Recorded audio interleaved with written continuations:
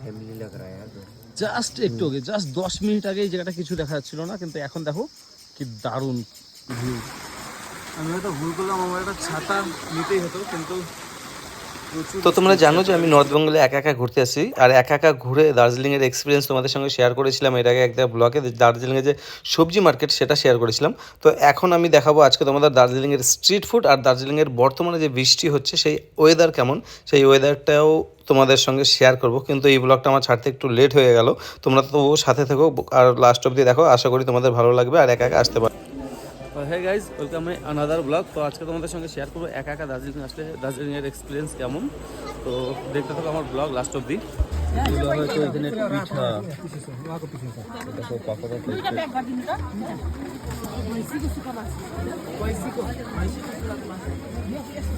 এইগুলো শুয়োরের মাংস টাংস কিছু একটা হবে। এই দেখো এগুলো মাংস, এগুলো মাংস কিন্তু দেখো এখানে শুয়োরের মাংস কত সুন্দর করে বানানো আছে। ওয়াও, যেহেতু আমি খাই না তাই খাবো না।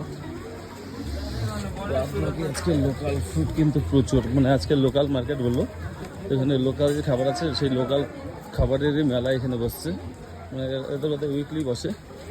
তো এদিকে আমি আর যাবো না, কারণ সামনে মাংস ফাংস কাটছে, আমাকে এখন এখান থেকে বেরিয়ে যেতে হবে। বৃষ্টি হচ্ছে, এটা হচ্ছে চিকেন পুরো। ওয়াও। তো এখানে যে লোকাল খাবারের যে টেস্ট, ওটা আমার দ্বারায় হজম করা সম্ভব না, তাই আমি এখানে বেরিয়ে যাচ্ছি এখান থেকে আর কি। আমি ম্যাল রোডের দিকে একটু যাবো, তারপরে বেরিয়ে যাবো। চাউমিন কত মোটা মোটা,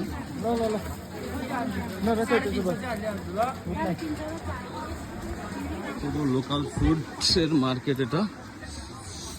তো যাদের খাবার তাদেরই খাওয়া ভালো, বেশি ট্রাই করা উচিত না, কিন্তু আমি করেছি 2-3টা জিনিস ট্রাই, বলা যাবে না। তো আমি ফটাফট বেরিয়ে যাই এখান থেকে। তাছাড়াও কিন্তু এখানে স্ট্রিট ফুড বা বাজার ছাড়াও কিন্তু আরেকটা মার্কেট আছে একদম ময়াল রোডের কাছেই, হয়তো তোমরা দেখেছো কিনা জানি না।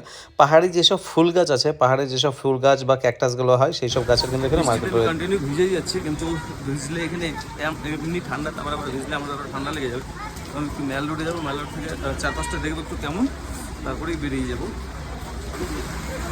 আমি হয়তো ভুল করলাম, আমার একটা ছাতা নিতেই হতো, কিন্তু প্রচুর বৃষ্টি হচ্ছে। এতটা বৃষ্টি তখন হচ্ছিল না, ওই জন্য ছাতা নিয়ে নিই।